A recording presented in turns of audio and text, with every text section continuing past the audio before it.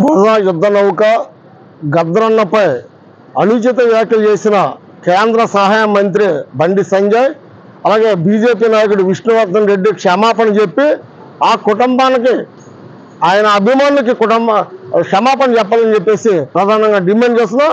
ఆ వ్యాఖ్యలు మేము ఖండిస్తున్నాం. పద్మ అవార్డులు మీరు ఇచ్చుకోండి, అవి మీ సొంతం కాదు, మీ బీజేపీ పార్టీకి సంబంధించిన అవార్డులు కాదు అవి. పద్మ అవార్డులు అనేవి ఒక కమిటీ ఉంటుంది, కేంద్ర ప్రభుత్వం ఆధ్వర్యంలో కమిటీ ఉంటుంది. ఆ కమిటీ సెలెక్ట్ చేసి రాష్ట్ర ప్రభుత్వం రికమెండ్ చేస్తే వాటి ద్వారా ఇవ్వాలి. అన్నింటినీ విస్మరించి మీ ఇష్టాసనంగా బీజేపీ కార్యకర్తలకు ఇస్తారా? మీరేంటి నిన్న బండి సంజయ్ మాట్లాడుతూ బీజేపీ కార్యకర్తలను చంపాడు గద్దర్ గారు అంటున్నాడు. ఎవరిని చంపాడు? మీరు చంపిన వ్యక్తుల్ని వాళ్ళ డీటెయిల్స్ బయట పెట్టండి, లేదా మిమ్మల్ని తెలంగాణలో తిరగనివ్వకుండా అడ్డుకుంటకు మేము సిద్ధంగా ఉన్నామని చెప్పేసి హెచ్చరిస్తున్నాం. అలాగే విష్ణువర్ధన్ రెడ్డి నరహంతకుడు గద్దర్ గారు అని చెప్పేసి వ్యాఖ్యానించడం జరిగింది. నరహంతకుడు అయితే ఎంతమందిని చంపాడు? మీ దగ్గర లిస్ట్ ఉందా?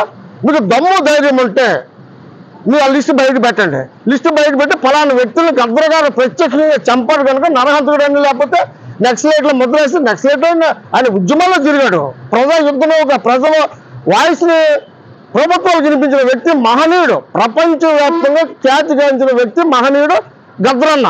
అటువంటి వ్యక్తిని మీరు కించపరుస్తూ ఇంగిత జ్ఞానం లేకుండా, కనీసం చనిపోయిన వ్యక్తి మీద వ్యాఖ్యలు చేయకూడదని ఇంగిత జ్ఞానం లేకుండా మీరు ప్రవర్తించడం దురదృష్టకరమని చెప్పి చేస్తున్నా.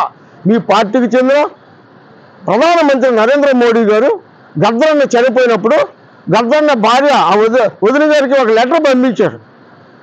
ప్రజా కవి ఆయన మరణం ప్రజలకు తీరా లోటు అని చెప్పేసి ఒక లెటర్ ఇచ్చాడు.